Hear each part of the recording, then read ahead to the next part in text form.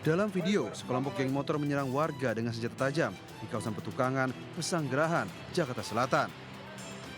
Selain menyerang warga, aksi ini mengganggu warga.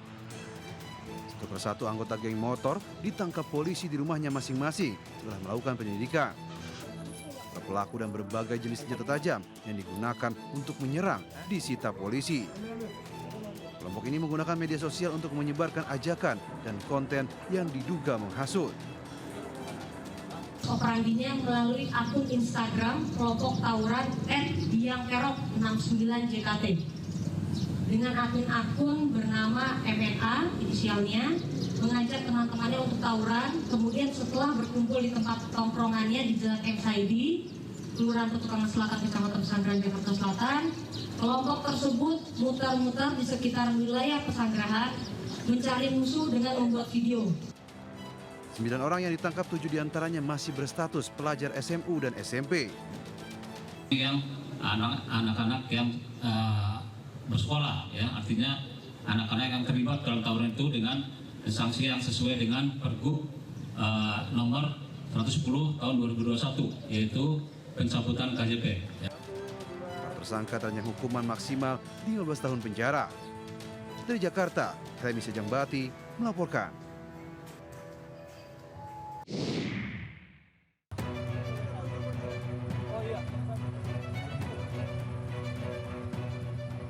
Polisi meringkus 3 dari belasan anggota geng motor yang melakukan penganiayaan terhadap seorang warga di Jalan Petarani, Kota Makassar.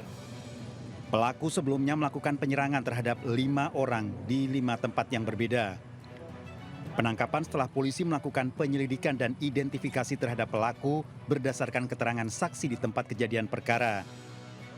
Ketiga pelaku yang ditangkap merupakan bagian dari kelompok geng motor yang melakukan penganiayaan terhadap korban. 2 unit sepeda motor diamankan, sementara senjata tajam hingga penangkapan belum ditemukan polisi. Dari ketiga pelaku kami berhasil mengamankan 2 unit kendaraan yang dikendarai para pelaku saat melakukan penyerangan terhadap korban. Sebelumnya sejumlah warga di wilayah Kota Makassar dibuat trauma setelah menjadi korban teror geng motor yang berjumlah belasan orang. Kejahatan yang dilakukan geng motor menyerang 3 titik lokasi yang berbeda di Kota Makassar, di Jalan Petarani, Jalan Dangko, dan Jalan Cendrawasih. 5 warga mengalami luka-luka terkena senjata tajam. Mau ke situ Pak, jalan-jalan, cuman saya lihat gini di belakang ini rombongan banyak. Tidak enak memang perasaan tuh. Terus balik di belakang, ada ceret langsung, yang ada nggak? Berapa orang mereka itu? Banyak sekali, kayaknya geng-geng motor. Oh, ada belasan motor begitu? Iya. Berarti termasuk puluhan orang nih. Tapi yang bawa senjata tajam ada berapa orang kau lihat? Banyak. Para tersangka terancam hukuman 5 tahun penjara. Dari Kota Makassar, Sulawesi Selatan, Muhammad Nurbone, iNews melaporkan.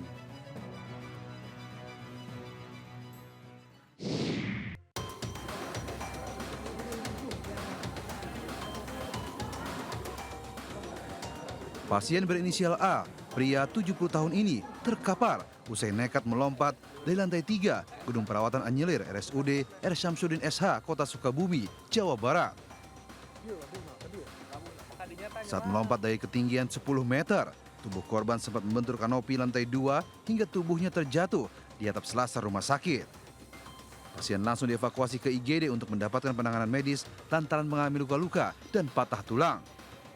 Menurut pihak rumah sakit, pasien tersebut sempat dirawat selama 3 hari karena menderita penyakit jantung yang disertai Alzheimer atau pikun. Selama perawatan, pasien tidak kooperatif dan berupaya menghindar dari pelayanan. Diduga pasien hendak melarikan diri dari ruang perawatan.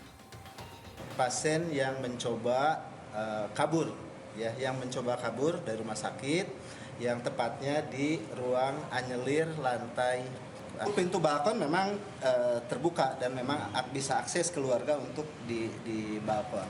Dan saat ini untuk preventive action akhirnya semua pintu balkon akhirnya kami kunci dan memang kalau secara pagar itu pagarnya sudah kami tinggi. Usai mendapatkan penanganan medis di IGD, pasien tersebut selanjutnya dibawa ke ruang perawatan dengan dijaga ketat oleh pihak keluarga. Dari Sukabumi, Jawa Barat, Budi Setiawan melaporkan.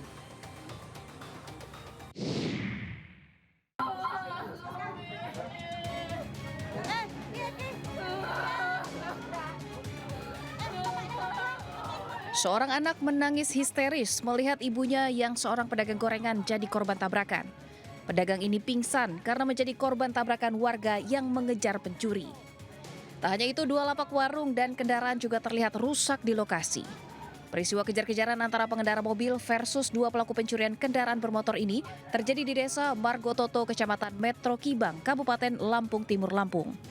Untuk menghentikan pelarian pelaku, pengendara mobil menabrakkan kendaraannya hingga warung gorengan dan mie ayam turut hancur. Seorang pelaku kabur, namun 1 pelaku lainnya berinisial ES dapat ditangkap dan langsung dibawa ke kantor polisi. Pelaku yang berjumlah 2 orang langsung mengambil sepeda motor tersebut, kemudian diketahui oleh korban, dan saat itu juga dilakukan pengejaran oleh masyarakat sekitar. Salah satu pelaku yang membawa sepeda motor korban berhasil diamankan oleh warga dengan cara dihadang dan ditabrak. Selain mengamankan pelaku, polisi juga turut menyita barang bukti 2 motor hasil curian, kunci letter T, serta handphone milik tersangka. Residivis kasus curanmor ini pun dijerat menggunakan pasal tentang pencurian dengan pemberatan dan terancam di penjara maksimal 7 tahun. Dari Lampung Timur, Lampung, Tinus Ristanto, iNews melaporkan.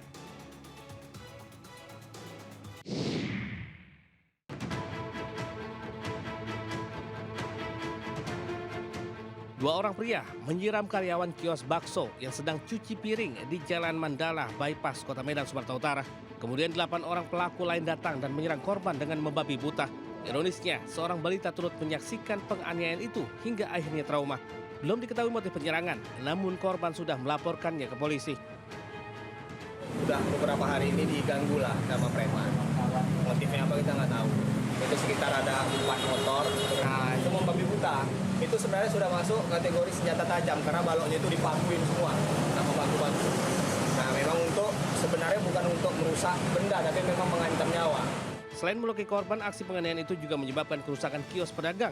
Korban berharap polisi segera menangkap para pelaku agar bisa diberi hukuman setimpal. Dari Medan, Sumatera Utara, Adi Palapa Arahap, iNews melaporkan.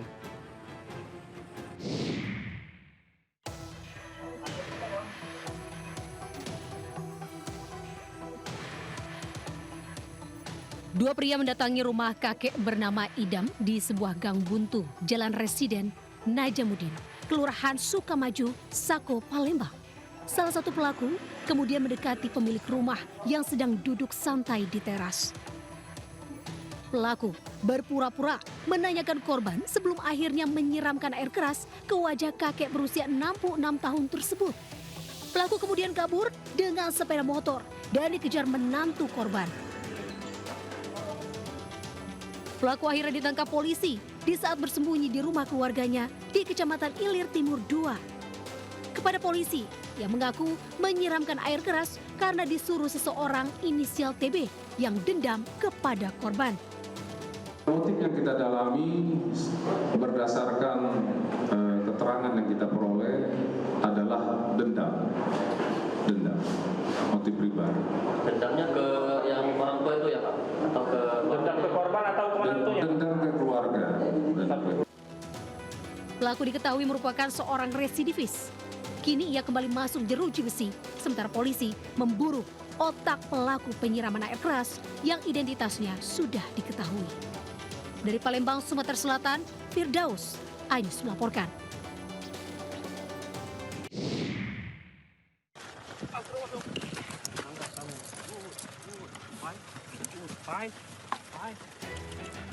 Pria ini ditangkap polisi di Gandut Pauh, Kota Padang setelah polisi mengerahkan anjing pelacak.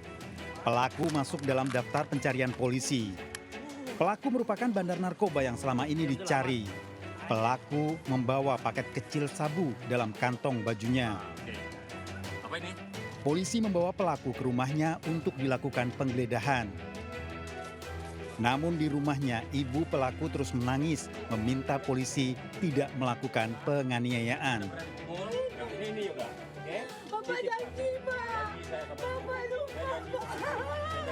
Anjing pelacak diterjunkan untuk membantu penggeledahan. Polisi mengamankan 10 paket kecil sabu siap edar yang disimpan dalam lemari dan tas di kamar pelaku. Semua barang bukti diamankan termasuk telepon genggam dan timbangan digital yang diduga digunakan untuk transaksi. Kami masuk ke sana didampingi oleh RT dan Ketua Pemuda setempat, langsung Kinen dan rekan-rekan melakukan penggeledahan.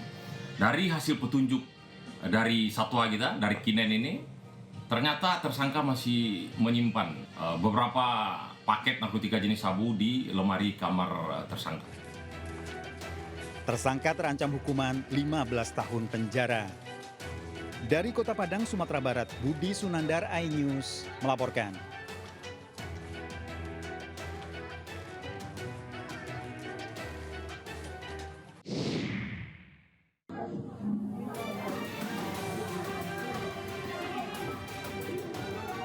Seorang wanita berinisial SA atau kerap disapa Menik, 43 tahun, warga Kabupaten Rejang Lebong ditangkap petugas Lembaga Pemasyarakatan kelas 2A Curug, Kabupaten Rejang Lebong, Provinsi Bengkulu karena ketahuan berusaha menyelundupkan 5 paket sabu ke dalam sebuah nasi bungkus. SA berencana memberikan barang haram tersebut kepada suaminya Iwe yang sudah berada di dalam tahanan selama 4 bulan. Setelah menemukan barang bukti, petugas lapas segera menangkap SA dan meminta bantuan Babin Kamtibnas serta anggota Satuan Tahanan dan Barang Bukti atau Sattahti Polres Rejang Lebong yang sedang bertugas. Periksaan dengan menggunakan lidi, pada saat tugas kami melakukan tersebut ada sesuatu yang keras sehingga tidak bisa tembus dengan lidi tersebut. Dengan itulah kami membuka daripada bungkusan tersebut. Untuk saat ini, SA beserta suaminya yang sedang menjalani hukuman di lapas langsung dibawa ke Polres Rejang Lebong untuk pemeriksaan lebih lanjut.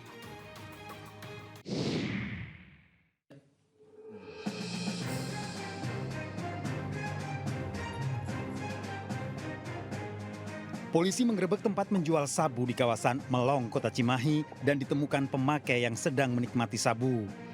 Seorang ibu rumah tangga penjualnya ditangkap polisi dalam keadaan mabuk sabu dengan alat isapnya. Puluhan paket sabu dan alat isap diamankan polisi. Pelaku beroperasi sudah 1 bulan dengan keuntungan 2 juta rupiah. Modus operandi pelaku dengan sistem tempel. Sudah berapa lama? Baru pertama kali. Baru pertama kali? Ya, ini menurut pengakuan ya. Ini menurut pengakuan. Bu, melakukan pengantaran. 2 juta cuma belum nerima sama sekali. Barang bukti telah diamankan polisi. Tersangka terancam hukuman 5 tahun penjara. Informasi karena kebutuhan rumah tangga yang mengakibatkan seorang ibu rumah tangga ini menjadi pengedar sabu di wilayah Kota Cimahi. Dari Cimahi, Jawa Barat, Yuwono Wahyu, iNews melaporkan.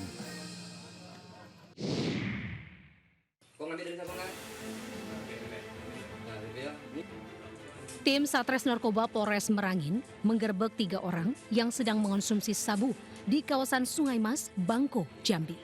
2 diantaranya merupakan pasangan suami istri. Dari hasil penggeledahan, polisi menemukan 4 paket sabu dengan berat total 16,91 gram, berikut alat isap dan barang bukti lain. Salah satu tersangka ternyata residivis kasus serupa. Penggerebekan dilakukan polisi usai menerima laporan warga yang resah dengan transaksi narkoba di lingkungan mereka. Ke sebuah rumah, jadi di dalam rumah itu memang benar kita temukan ada sepasang suami istri sedang mengkonsumsi narkoba. Jadi kita amankan, kita bawa ke Polres. Untuk mempertanggungjawabkan perbuatannya, seluruh pelaku kini mendekam di tahanan Mapolres Merangin. Mereka dijerat pasal tentang narkotika dengan ancaman 6 tahun penjara hingga seumur hidup. Dari Kabupaten Merangin, Provinsi Jambi, Sarfandi, iNews melaporkan. Puspam, Siring Pam, Impuspam.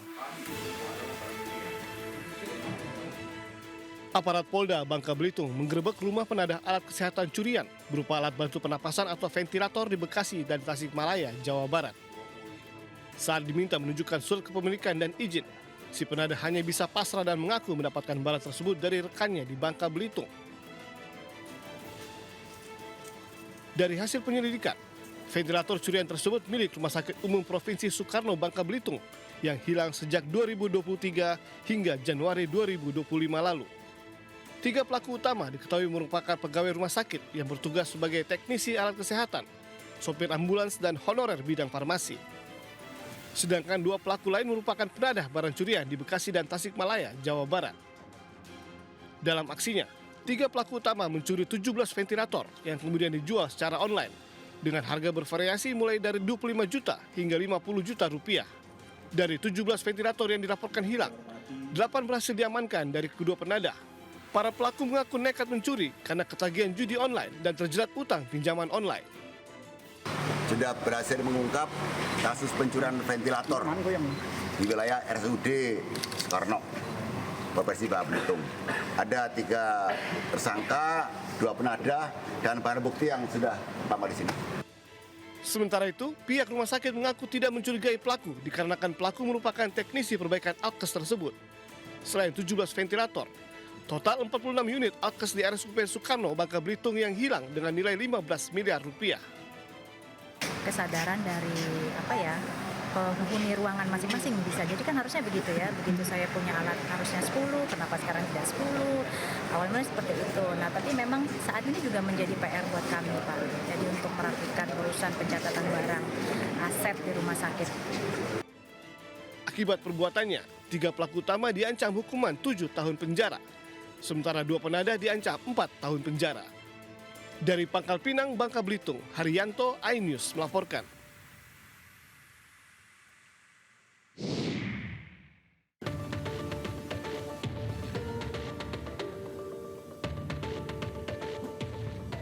Petugas mengungkap sindikat penjualan dan pemalsuan ponsel di ruko 3 lantai di perumahan Green Court Cengkareng. Kasus ini terbongkar berawal dari keluhan masyarakat yang membeli ponsel merek terkenal dengan harga murah secara online. Dari hasil pemeriksaan, sindikat ini sudah 2 tahun merakit ponsel ilegal. Mereka menggunakan suku cadang ponsel rusak asal Cina yang diimpor melalui sebuah perusahaan di Batam, Kepulauan Riau. Dalam seminggu, mereka mampu memproduksi 5.100 ponsel rekondisi berbagai merek. Yang dilakukan oleh pedagang ini yaitu melakukan impor secara ilegal, kemudian merakit handphone dengan bahan rekondisi ya. Jadi sebenarnya itu banyak barang-barang bekas ya. Selain ponsel yang sudah siap jual, dari dalam ruko ini juga ditemukan aksesoris lainnya. Total kerugian negara akibat praktik penjualan ponsel palsu dari lokasi ini mencapai 12 miliar rupiah. Di Jakarta, Miftah Gani melaporkan.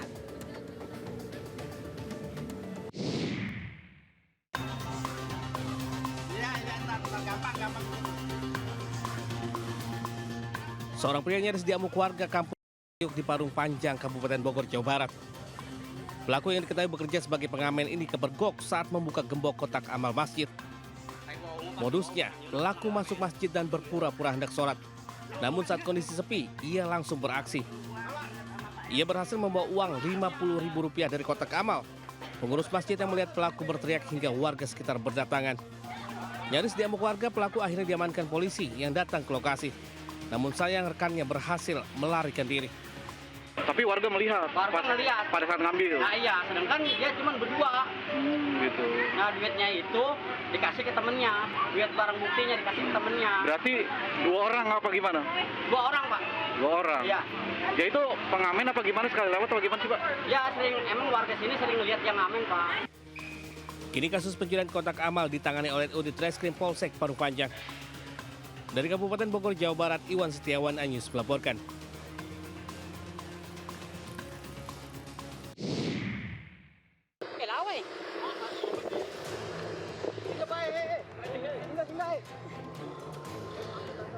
Seorang pria lanjut usia yang mengenakan sorban dikejar dan nyaris diamuk massa di Kabupaten Sopeng, Sulawesi Selatan.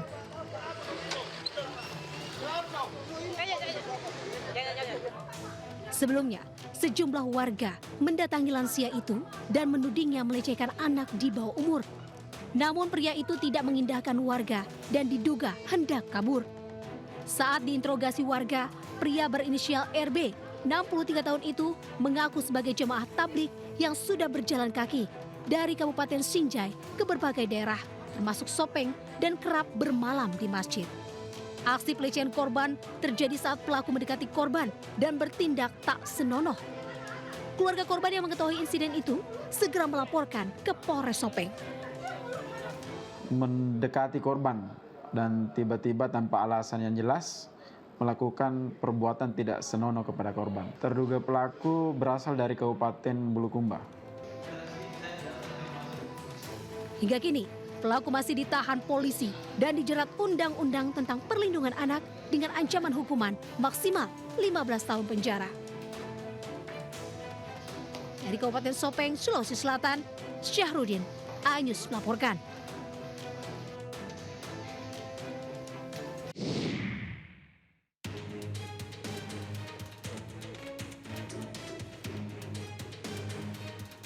Video mesum di Stadion Pakansari viral di media sosial. Video ini pertama kali diunggah oleh seorang konten kreator dengan akun Bemskui. Dalam video, sejumlah pasangan terlihat berbuat mesum di tengah gelapnya stadion. Bogor ingin menyampaikan permohonan maaf juga terkait video kegaduhan kemarin yang kita tangkap tangan menemukan satu tindakan yang negatif tersebut. Usai videonya viral, sang pembuat dan pengunggah video akhirnya membuat klarifikasi dan meminta maaf terkait video memergoki aktivitas mesum di sekitar Stadion Pakansari Cibinong, Kabupaten Bogor, Jawa Barat. Peristiwa itu ternyata sengaja diatur untuk keperluan konten Bemskui. Ia mengakui hal itu saat bertemu UPT Pakansari, Satpol PP Kabupaten Bogor dan Diskominfo Kabupaten Bogor. Pemkab Bogor mengimbau warga untuk melapor jika memang menemukan hal yang mengganggu di sekitar lingkungan Stadion Pakansari. Dalam unggahan Instagram lapor Pak Bupati, Stadion Pakansari juga kini berbeda.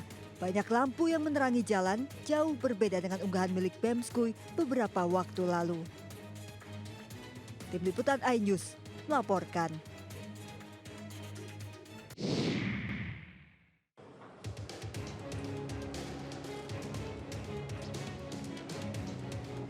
Presiden ke-7 Joko Widodo diperiksa di Mapolresta Surakarta.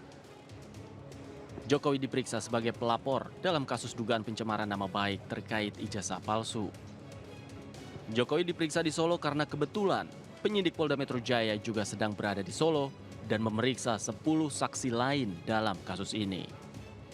Tentunya ini adalah tahapan yang sangat penting, karena sebelumnya Pak Jokowi sudah diperiksa di tahap penyidikan. Ini kan adalah karena perkara sudah naik ke tahap penyidikan, kemudian Pak Jokowi juga diminta keterangannya lagi. Tadi sekitar ada 45 pertanyaan. Dalam pemeriksaan ini, Jokowi membawa dokumen termasuk ijazah asli SMA dan sarjana yang telah diserahkan kepada penyidik. Penyidik memberikan 45 pertanyaan pada Jokowi dalam pemeriksaan kali ini. Saya bertemu di rumah saat Mas Dian Sandi bersilaturahmi dan meminta maaf karena telah memposting ijazah S1 saya.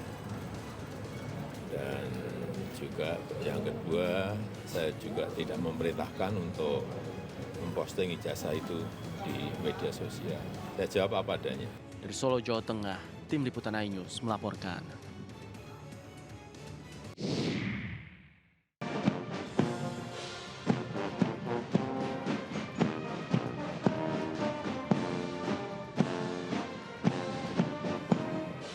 Presiden Prabowo Subianto melantik 2.000 perwira remaja TNI dan Polri di halaman Istana Merdeka, Jakarta. Mereka yang dilantik terdiri dari 827 perwira remaja dari Akademi Militer, 433 perwira remaja Akademi Angkatan Laut, 293 perwira remaja Akademi Angkatan Udara, dan 447 perwira remaja Akademi Kepolisian. Dalam kesempatan ini, Prabowo mengingatkan pengabdian penuh dari para perwira remaja TNI dan Polri untuk rakyat Indonesia. Bahkan, Prabowo juga berpesan ke para perwira remaja untuk siap mati bagi Indonesia. Sebagai Panglima tertinggi, saudara menyatakan siap mati untuk bangsa ini. Kedaulatan bangsa, kehormatan bangsa, keselamatan rakyat ada di pundakmu. Presiden Prabowo juga menambahkan bahwa para perwira remaja tersebut harus bersungguh-sungguh membela negara, bangsa, dan rakyat Indonesia. Dari Jakarta, Jen Cahyani, Dede Rudi, Rizky Yulianto, iNews melaporkan.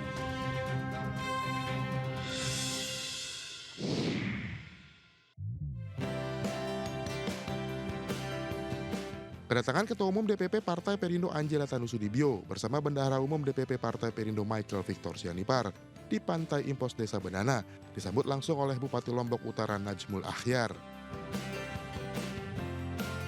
Di Pantai Impos, Anjela berdialog dengan masyarakat dan nelayan. Partai Perindo berkomitmen penuh untuk mendorong ekspor kurma yang menjadi komoditi andalan Kabupaten Lombok Utara serta mengembangkan potensi wisata di Pantai Impos.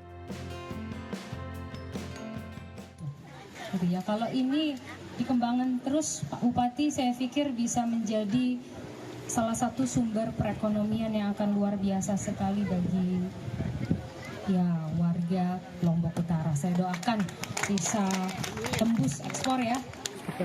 Iya, penyampaian Bu Ketum tadi, alhamdulillah ya, beliau waktu makan tadi juga banyak memberikan arahan-arahan ya bagaimana UKM-UKM ini ke depan kita majukan, dan DPP alhamdulillah punya program untuk itu, ya tinggal kita aplikasikan saja di daerah. Kunjungan Partai Perindo ke Pantai Impos juga merupakan bagian peringatan HUT ke-17 Kabupaten termuda di Provinsi Nusa Tenggara Barat ini. Pada kesempatan ini, Partai Perindo juga berbagi kepada masyarakat sekitar. Dari Lombok Utara, Hari Kasidi, iNews melaporkan.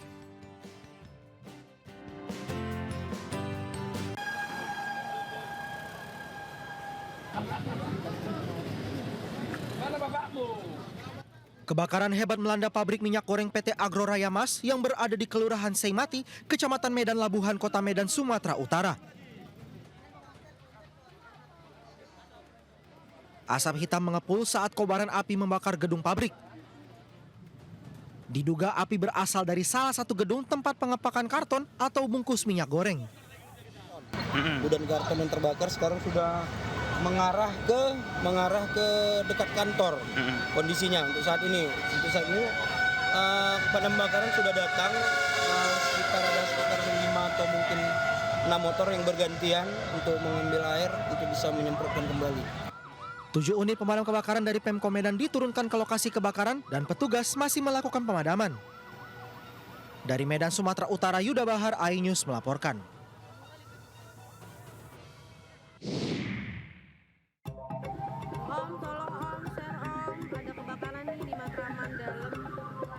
Api berkobar di permukiman padat penduduk di Jalan Matraman Dalam 2, Menteng, Jakarta Pusat.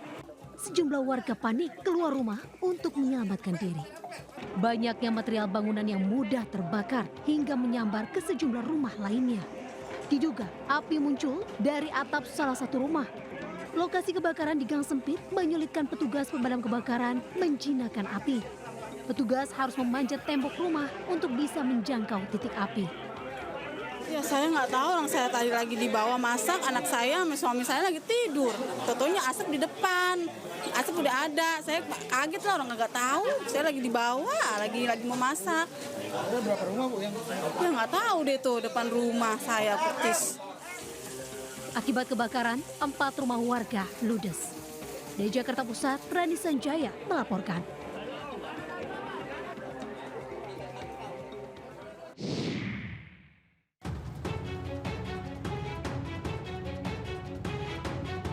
Banjirop kembali menggenangi pemukiman padat penduduk di kawasan Kali Adam, Muara Angke, Jakarta Utara.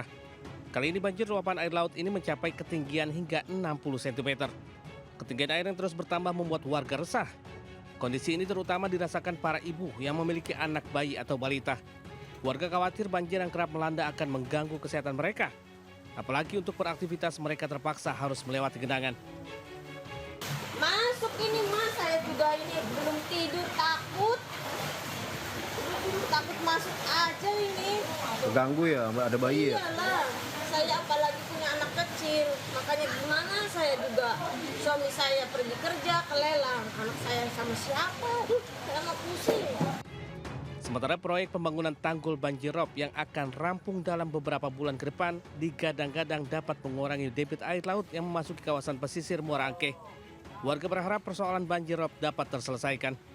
Dari Jakarta, Sofyan Firdaus, iNews melaporkan.